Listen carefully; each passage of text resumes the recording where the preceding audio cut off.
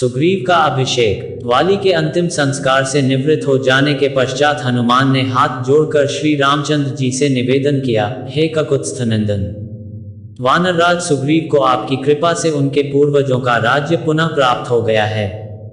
यह अत्यंत कठिन कार्य था जो कि आपके प्रसाद स्वरूप ही संपन्न हो पाया है। अब आप कृपा करके उनका राजतिलक कर अंगद को युवराज पर प्रदान करें।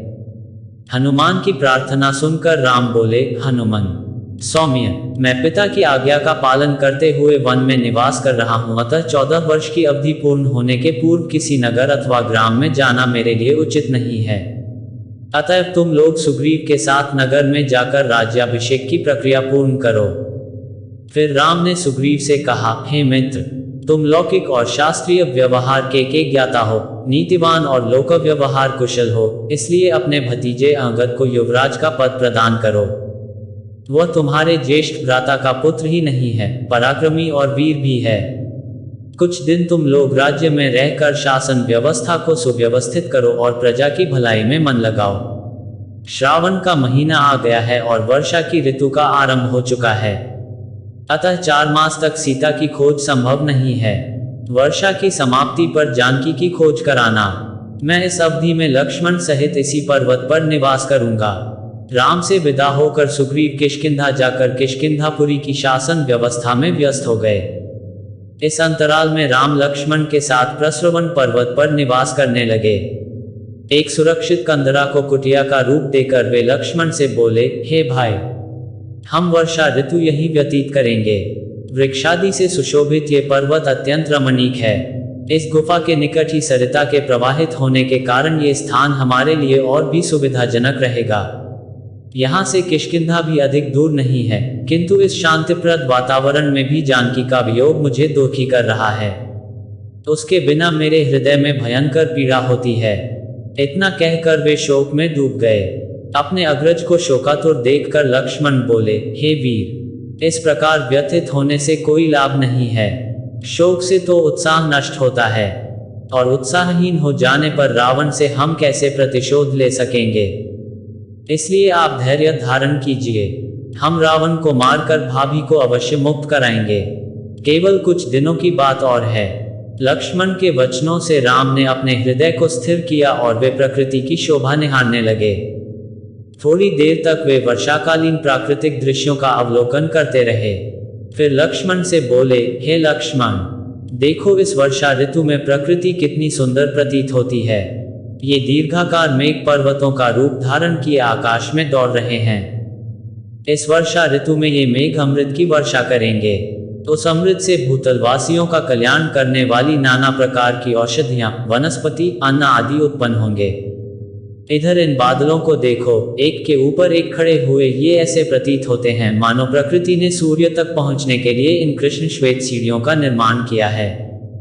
शीतल मन, सुगंधित समीर हृदय को किस प्रकार प्रफुल्लित करने का प्रयत्न कर रही हैं, किंतु विरहीजनों के लिए यह अत्यधिक दुखदायी भी है। उधर पर्वत पर से जो जलधारा बह रही है, उसे देखकर मुझे ऐसा आभास होता है कि सीता भी मेरे वियोग में इसी प्रकार अश्रुधारा बहा रही होगी। इन पर्वतों को देखो, इन्हें देखकर लगता है जैसे ब्रह्मचारी बैठे हों। ये काले काले बादल इनकी मृगछालाएं हों, नद नाले इनके यज्ञोपवीत हों और बादलों की गंभीर गर्जना वेद मंत्रों का पाठ हो। कभी कभी ऐसा प्रतीत होता है कि ये बादल गरज नहीं रहे हैं, अपितु बिजली के कोड़ों से प्रताड़ित होकर पीड़ा से कराहते हुए आर्तनाद कर रहे हैं। काले बादलों में चमकती हुई बिजली ऐसी प्रतीत हो रही है मानो राक्षस राज रावण की गोद में मूर्छित पड़ी जानकी हो। हे लक्ष्मण, जब भी मैं वर्षा के दृश्यों को देखकर अपने मन को बहलाने की चेष्टा करता हूं, तभी मुझे सीता का स्मरण हो आता है। ये देखो, काले मेघों ने 10 दिशाओं को अपनी काली चादर से इस प्रकार आवृत कर लिया है जैसे मेरे हृदय की समस्त भावनाओं को जानकी के वियोग ने आच्छादित कर लिया है। इस वर्षा ऋतु में राजा लोग अपने शत्रु पर आक्रमण नहीं करते, गृहस्थ लोग घर से परदेश नहीं जाते। घर उनके लिए अत्यंत प्रिय हो जाता है। राजहंस भी मानसरोवर की ओर चल पड़ते हैं। चकवे अपनी प्रिय चकवियों के साथ मिलने को आतुर हो जाते हैं और उनसे मिलकर अपूर्व प्राप्त करते हैं। किंतु मैं एक ऐसा अभागा हूं जिसकी चकवी रूपी सीता अपने चकवे से दूर है। मोर अपनी प्रियाओं के साथ नृत्य कर रहे हैं।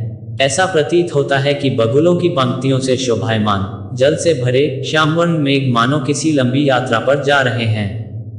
वे पर्वतों के शिखरों पर विश्राम करते हुए चल रहे हैं।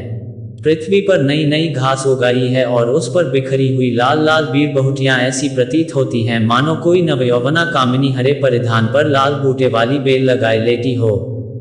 सारी पृथ्वी इस वर्षा के कारण हरितिमा में हो रही है। सरिताएं कलकल नाद करती हुई बह रही हैं। वानर वृक्षों पर अटखेलियां कर रहे हैं। इस सुखद वातावरण में केवल विरहीजन अपनी प्रियाओं के वियोग में तड़प रहे हैं। उन्हें इस वर्षा की सुखद फुहार में भी शांति नहीं मिलती। देखो, ये पक्षी कैसे प्रसन्न होकर वर्षा की मंद मंद फुहारों में स्नान कर रहे हैं। उधर वह पक्षी पत्तों में अटकी हुई वर्षा की बूंद को चाट रहा है। सूखी मिट्टी में सोए हुए मेढक मेघों की गर्जना से जाग कर ऊपर आ गए हैं और टर्टर की गर्जना करते हुए बादलों की गर्जना से स्पर्धा करने लगे हैं। जल की वेगवती धाराओं से निर्मल पर्वत शिखरों से पृथ्वी की ओर दौड़ती हुई सरिताओं की पंक्तियां इस प्रकार बिखर कर बह रही हैं जैसे किसी के धवल कंठ से मोतियों की माला टूटकर बिखर रही हो। लो, अब पक्षी घोंसलों में छिपने लगे हैं, कमल से कुचाने लगे हैं और मालती खिलने लगी है। इससे प्रतीत होता है कि अब शीघ्र ही पृथ्वी पर संध्या की लालिमा बिखर जाएगी। फिर राम ने श्वास छोड़कर बोले, वाली के मरने से सुग्रीव ने अपना राज्य पा लिया। अब वह अपनी बिछुड़ी हुई पत्नी को पुनः पाकर इस वर्षा का आनंद उठा रहा होगा। पता नहीं मैं अपनी बिछुड़ी हुई सीता के कब दर्शन करूंगा। अब तो श्रावण मास का अंत हो चला है। शीघ्र ही शरद ऋतु का प्रारंभ होगा। दुर्गम मार्ग फिर आवागमन के लिए खुल जाएंगे।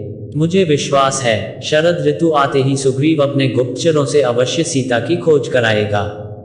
इतना कहकर राम गंभीर कल्पना सागर में गोते लगाने लगे। इसके आगे का वर्णन अगले भाग में। रामायण के सभी भाग सुनने के लिए हमारे चैनल को सब्सक्राइब करें।